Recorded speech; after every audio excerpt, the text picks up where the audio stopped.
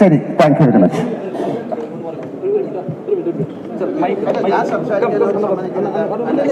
Hema committee report വന്നതിന് ശേഷം മോഹൻലാൽ എന്തുകൊണ്ട് പ്രതികരിക്കുന്നില്ല എന്ന് എല്ലാവരുടെയും ഒരു ചോദ്യമായിരുന്നു. ഇപ്പോൾ എന്തായാലും കുറച്ച് മുന്നേ മോഹൻലാൽ അതിൻ്റെ പ്രതികരണം നടത്തിയിട്ടുണ്ട്. വലിയ കാര്യമായിട്ടൊന്നും പുള്ളിക്കാരൻ സംസാരിച്ചിട്ടില്ല. പുള്ളിക്കാരൻ മെയിനായിട്ട് പറഞ്ഞ വിഷയങ്ങളെന്ന് പറഞ്ഞു കഴിഞ്ഞാൽ പുള്ളിയുടെ വൈഫിന് സുഖമില്ലാത്തത് കൊണ്ട് അതിൻ്റെയൊക്കെ തിരക്കിലായിരുന്നു. പിന്നത്തെ കാര്യം എന്ന് പറയുന്നത് പുള്ളിയുടെ ഈ ഒരു പ്രശ്നമൊക്കെ വന്നതിന് ശേഷം ഈ സിനിമയും കാര്യങ്ങളും എല്ലാം മാറ്റി വെച്ചിട്ടുണ്ട്. പിന്നെ പറയണത് പുള്ളിക്കാരന് ഈ ഒരു വിഷയത്തെ പറ്റിയിട്ട് ഭയങ്കര ആധികാരികമായിട്ട് സംസാരിക്കാൻ അറിയത്തില്ല, അതുകൊണ്ട് അങ്ങനെയൊക്കെയുള്ള കുറച്ച് ക്വസ്റ്റ്യൻസ് എല്ലാം ഒഴിവാക്കണം എന്നും പറഞ്ഞിട്ടുണ്ട്. എന്തായാലും മോഹൻലാൽ പറഞ്ഞ കുറച്ച് കാര്യങ്ങൾ നമുക്കൊന്ന് കണ്ടു നോക്കാം. തീർച്ചയായും ഞാനാണോ പറയണ്ടത്? തീർച്ചയായിട്ടും വേണ്ടേ?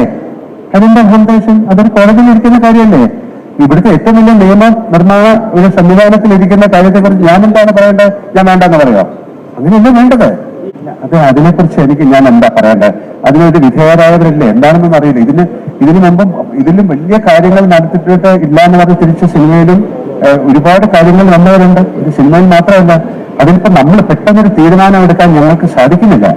അത് ഒരു നിയമം എന്ന് പറയുന്നത് പോലീസിന്റെയോ അല്ലെങ്കിൽ കോടതിയുടെ കയ്യിലിരിക്കുന്ന ഒരു കാര്യത്തിൽ എനിക്കൊരു അഭിപ്രായം പറയാൻ പറ്റില്ല. കാരണം അത് സംഭവിച്ചുപോയി. അത് ഇനി സംഭവിക്കാതിരിക്കാനുള്ള കാര്യങ്ങൾ നമുക്ക് നോക്കാം. അത് സംഭവിപ്പിക്കാതിരിക്കാനുള്ള കാര്യങ്ങളിലേക്ക് നമുക്ക് നോക്കാം. അപ്പൊ ഞാൻ വീണ്ടും പറയുന്നത്, നിങ്ങളുടെയും കൂടെ ഉത്തരവാദിത്തമാണ്. നിങ്ങൾക്ക് എന്നെ അറിയില്ലേ? ഞങ്ങളെ അറിയില്ലേ?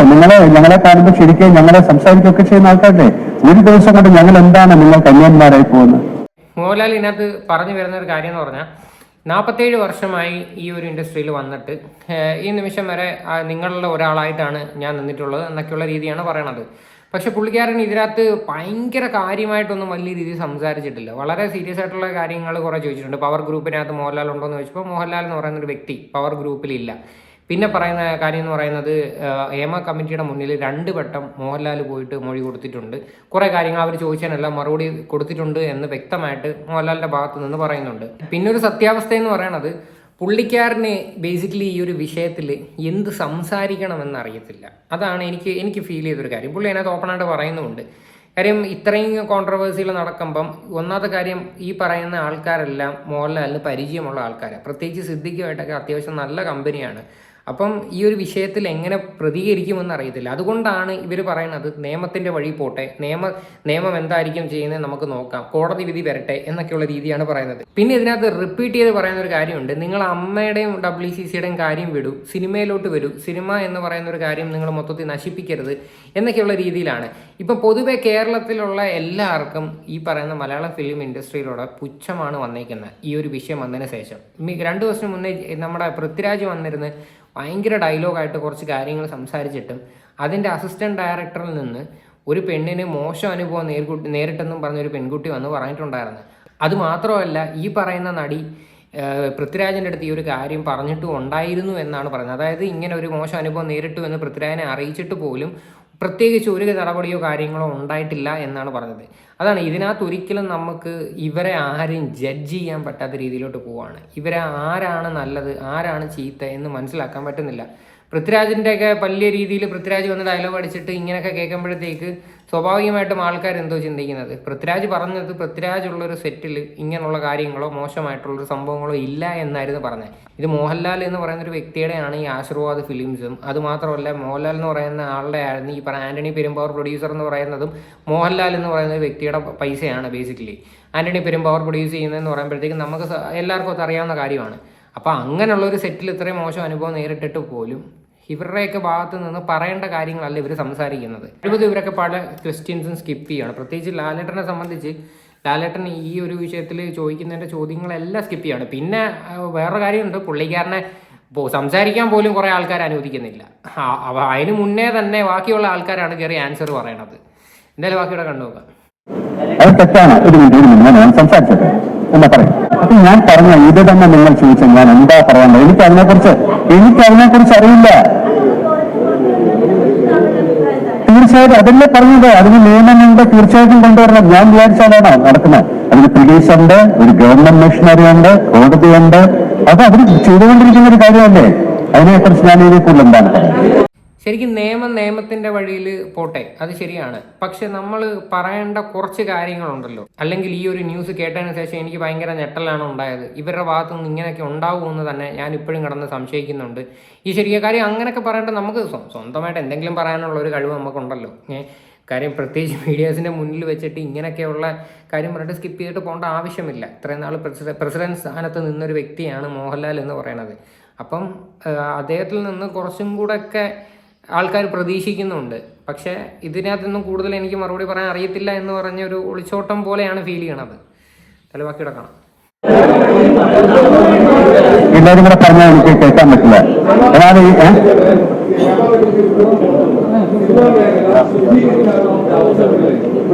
അപ്പൊ ഇതെന്തിനാ ഇങ്ങനെ ചെയ്യുന്നു? അതല്ലേ അവസരം. നിങ്ങളും കൂടെ ചേർന്ന് അതിനെ സഹായിക്കൂ. ഞാൻ എന്താ പറയണ്ട അദ്ദേഹത്തിനോട്?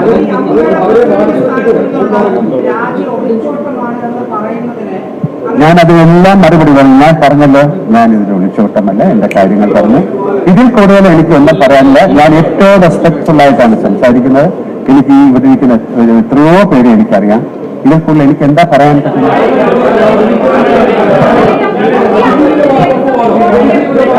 ഞാൻ ആരുടെ മറുപടി പറയേണ്ടത്? പുള്ളിക്കാരൻ രാജിവെച്ചത് ഒരിക്കലും ഒളിച്ചോട്ടമല്ല എന്നാണ് പറയുന്നത്. ഒളിച്ചോട്ടം അല്ലെങ്കിൽ പിന്നെ രാജിവെച്ചിട്ട് പോകേണ്ട ആവശ്യം എന്തായാലും വരുന്നില്ലല്ലോ. കാര്യം ഞാൻ ഇതാണ് പറഞ്ഞത്, ഇവർക്ക് ഒരു പ്രോപ്പർ ആൻസർ തരുന്നില്ല. ഇത് ശരിക്കും എന്തിനായിരുന്നു ഇങ്ങനെ ഒരു പ്രസ് മീറ്റ് എന്ന് എനിക്ക് മനസ്സിലാവുന്നില്ല. ഇതിനകത്ത് പറയുന്നതിന് വേണ്ടി ഒന്നും പറഞ്ഞിട്ടില്ല. ചുമ്മാതെ കുറേ ആൾക്കാർ അവിടെ കിടന്ന് ബഹളം വയ്ക്കുന്നു, അതൊന്നും കേൾക്കാൻ പറ്റുന്നില്ല. പിന്നെ മോഹൻലാൽ കുറച്ച് കാര്യങ്ങൾ അങ്ങോട്ടും ഇങ്ങോട്ടും പറയുന്നു, നൈസായിട്ട് പറഞ്ഞിട്ട് ഒഴിഞ്ഞിട്ട് പോകുന്നു. അല്ല, ഇതിനകത്ത് ഒരു കൂടുതലായിട്ടൊന്നും സംസാരിച്ചില്ല. കാര്യം പേരിന് വേണ്ടി വന്ന് സംസാരിക്കുന്നതായിട്ടാണ് ഫീൽ ചെയ്തത്. കാര്യം എന്തായാലും ഇങ്ങനെയുള്ള ഒരു പരിപാടിക്ക് വരുന്നുണ്ട്, അപ്പം പേരിന് വേണ്ടി എന്തെങ്കിലും 2 വാക്ക് പറഞ്ഞിട്ട് പോകാം എന്നുള്ള രീതിയാണ് തോന്നുന്നത്. കാര്യം കമ്മിറ്റിയിൽ റിപ്പോർട്ടിൽ വന്നത് മാത്രമല്ല, ഇപ്പം പുറത്ത് വന്നിരിക്കുന്നത് വളരെ സീരിയസ് ആയിട്ടുള്ള അലിഗേഷൻസ് ആണ് പല നടന്മാരെ പറ്റിയിട്ടും. അപ്പം അതിന് ഇങ്ങനെയുള്ള ഒരു ആൻസർ ആണ് ഇതിൻ്റെ ഒരു മറുപടി എന്ന് ഒരിക്കലും നമുക്കത് ഫീൽ ചെയ്യുന്നില്ല. അങ്ങനെ തോന്നത്തില്ല ഇതാണ് ഇതിൻ്റെ റൈറ്റ് ആയിട്ടുള്ള ഒരു ആൻസർ എന്ന്. തീർച്ചയായിട്ടും എന്താ മനസ്സിലായി?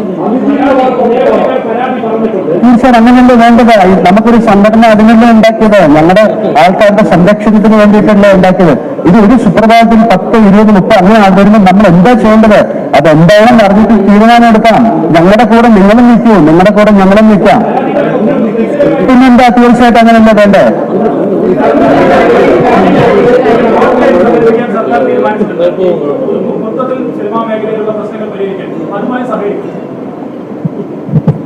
ചോദിച്ചാൽ ഞാൻ എന്താ പറയണ്ടേ? അപ്പൊ നല്ലൊരു കാര്യത്തിൽ എനിക്ക് തീർച്ചയായിട്ടും നിങ്ങൾ സഹകരിക്കോ? അപ്പൊ ഞങ്ങൾ ഉറപ്പായിട്ട് സഹകരിക്കും. കാര്യം അതല്ലേ ഒരു ശുദ്ധീകരണത്തിന്, ഒരു നല്ല കാര്യത്തിന് നടക്കുന്ന ഒരു കാര്യത്തിൽ നിങ്ങൾക്ക് സഹകരിക്കണമെന്ന ചോദ്യം അത് പ്രസക്തമല്ല. ആണ്, സഹകരിക്കും. എന്താ മാഡം? എന്തായാലും ഒരു ശുദ്ധീകരണം എന്ന് പറയുന്ന ഒരു സാധനം വരണം, അത് തീർച്ചയാണ്. അതിനെല്ലാവരും സഹകരിക്കും. അമ്മ എന്ന് പറയുന്ന ഒരു സംഘടനയിൽ പ്രസിഡന്റായിട്ട് ഇനിയെങ്കിലും ഇരിക്കാനായിട്ട് നല്ല ഒരാളെ തിരഞ്ഞെടുക്കാനായിട്ട് തീർച്ചയായിട്ടും ജനങ്ങളെല്ലാവരും അതിൻ്റെ കൂടെ തന്നെ നിൽക്കും. പക്ഷേ ഇനി വരുന്ന ആൾക്കാർ ഇതുപോലെ ഒരു പ്രശ്നം വന്നു കഴിഞ്ഞാൽ രാജിവെച്ചിട്ട് ഓടാനല്ല, വളരെ സ്ട്രോങ് ആയിട്ട് വന്ന് സംസാരിക്കാനായിട്ടുള്ള ഒരാളെ വേണം തിരഞ്ഞെടുക്കാനായിട്ട്. പ്രത്യേകിച്ച് ഇപ്പം മോഹൻലാൽ പറയുന്ന മറുപടിക്കകത്തോട്ട് ഒരിക്കലും കൺവിൻസിങ് അല്ല. പുള്ളിക്കാരനെ ശരിക്കും എന്തോ പറയണമെന്ന് അറിയത്തില്ല.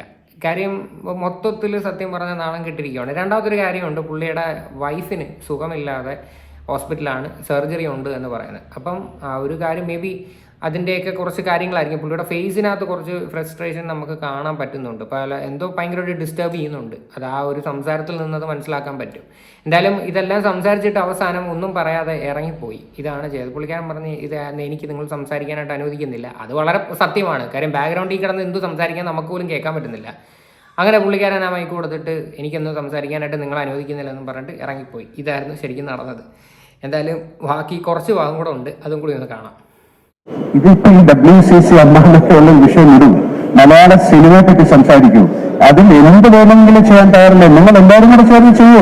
പുതിയൊരു ഇലക്ഷൻ കഴിഞ്ഞ സമയത്ത് തീർച്ചയായിട്ടും വരാം. അതിനെന്താ കുഴപ്പം? നമുക്ക് ആരോടും ഒരാളോടും ഒരു ഇതിലില്ല. ഇതിൽ അഭിനയിക്കുന്ന വിലക്കുകൾ എന്നൊക്കെ പറഞ്ഞു. ഇത് ഈ അമ്മ മാത്രമല്ല, ഇതിൽ ഒരുപാട് സംഘടനകളില്ലേ, അവരുമായിട്ടൊക്കെ നിങ്ങൾ സംസാരിക്കൂ. അവരുടെ എല്ലാം റിപ്പോർട്ടുകൾ എടുക്കൂ. അവരുമായിട്ട് അവർക്ക് എന്താ പറയാനുള്ളതെന്നൊക്കെ ഇരിക്കും. WCC അമ്മ എന്ന് പറയുന്ന ഒരു സംഭവം വിടും, നിങ്ങൾ സിനിമയെ പറ്റി സംസാരിക്കുമെന്ന്. ഇപ്പം സിനിമ എന്ന് പറയുന്ന ഒരു വിഷയമല്ല ഇവിടെ മെയിനായിട്ട്. ഈ പറയുന്ന WCC ഉണ്ടായതുകൊണ്ടാണ് ഇത്രയും കാര്യങ്ങൾ ഇപ്പം പൊങ്ങി വന്നതും. ആ ഒരു WCCയുടെ ധൈര്യത്തിലാണ് പല പെൺകുട്ടികളും വന്നിരുന്ന് പല അലിഗേഷൻസ് പല ആൾക്കാരെ പറ്റിയും പറഞ്ഞത്.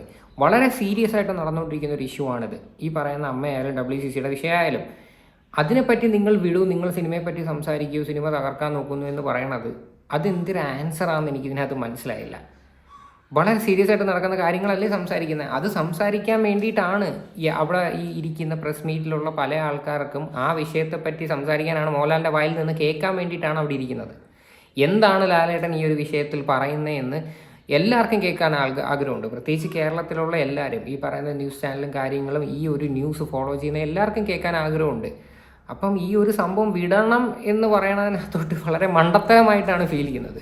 സത്യം പറഞ്ഞു കഴിഞ്ഞാൽ പുള്ളിക്കാരൻ പേരിന് വേണ്ടി വന്നു, ജസ്റ്റ് 1-2 വാക്കുകൾ പറഞ്ഞു, അങ്ങനെ പോയി. അതാണ് എനിക്ക് തോന്നിയത്.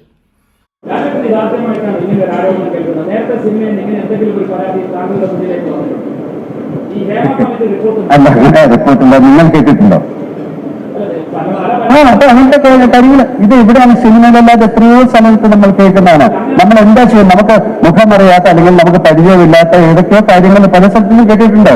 അതിനൊക്കെ നമുക്ക് ഒരാളെ അമ്മ എന്ന് പറയുന്ന സംഘടന ഇതിനെല്ലാം പ്രതികരിക്കണം എന്ന് പറഞ്ഞാൽ നമുക്കിത് അറിയാം. ഇതൊരു വലിയൊരു ഇൻഡസ്ട്രി അല്ലേ.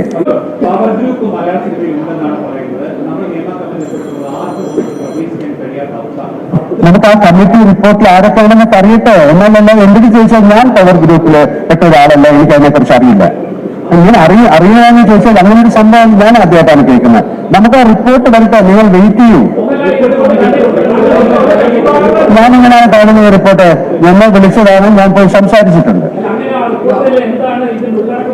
അതെങ്ങനെ അതൊരു എങ്ങനെ കൃത്യമായി വെച്ചിരിക്കുന്നത്? എന്തായാലും ഇതാണ് സംഭവം, ഇത്രയേ ഉള്ളൂ. പുള്ളി പറഞ്ഞൊരു കാര്യം കണ്ടില്ല, പല ആൾക്കാരും പലയിടത്തും വന്ന് ഇങ്ങനെ പേര് ഒന്നും അറിയാതെ വന്നിരുന്ന ഓരോന്നൊക്കെ ഇങ്ങനെ പറഞ്ഞിട്ടുണ്ട്. അല്ല, അതിനെപ്പറ്റി കൂടുതൽ അറിയത്തില്ല. പവർ ഗ്രൂപ്പ് എന്ന് പറയുന്ന ഒരു സംഭവത്തിനകത്ത് ഞാനില്ല, ഞാൻ ആദ്യമായിട്ടാണ് ഇതിനെപ്പറ്റി കേൾക്കുന്നത് എന്നും പറയുന്നുണ്ട്. അപ്പം എന്തായാലും ലാലേട്ടൻ്റെ പ്രതികരണം ഇത്രയേ ഉള്ളൂ. വലിയതായിട്ട് കാര്യങ്ങളൊന്നുമില്ല. ചുമ്മാതെ വന്ന് പേരിന് വേണ്ടി ചുമ്മാ തട്ടിക്കൂട്ടിയ ഒരു സംഭവം എന്ന് പറഞ്ഞിട്ട് പുള്ളിയുടെ കാര്യം നോക്കി പോയി. എന്തായാലും ഇത്രയും നാൾ എല്ലാവരുടെയും ഭയങ്കര ഇതായിരുന്നു, എന്തുകൊണ്ട് മോഹൻലാൽ പ്രതികരിക്കുന്നില്ല. എന്തായാലും പ്രതികരിച്ചിട്ടുണ്ട്. ഇനി പ്രതികരണം കേൾക്കേണ്ടത് മമ്മൂട്ടിയിൽ നിന്നാണ്. ശരിക്കും മമ്മൂക്ക ഇതൊന്നും ഇങ്ങനൊന്നും അല്ല, ഇത്രയൊക്കെ അടിപൊളിയായിട്ടൊക്കെ പുള്ളിക്കാരൻ സംസാരിക്കും. എന്നാൽ പുള്ളിക്കാരൻ കുറേ കാര്യങ്ങൾ വിഷയത്തെ പറ്റിയിട്ട് സംസാരിക്കാൻ നല്ല കഴിവുള്ളൊരു വ്യക്തിയാണ്.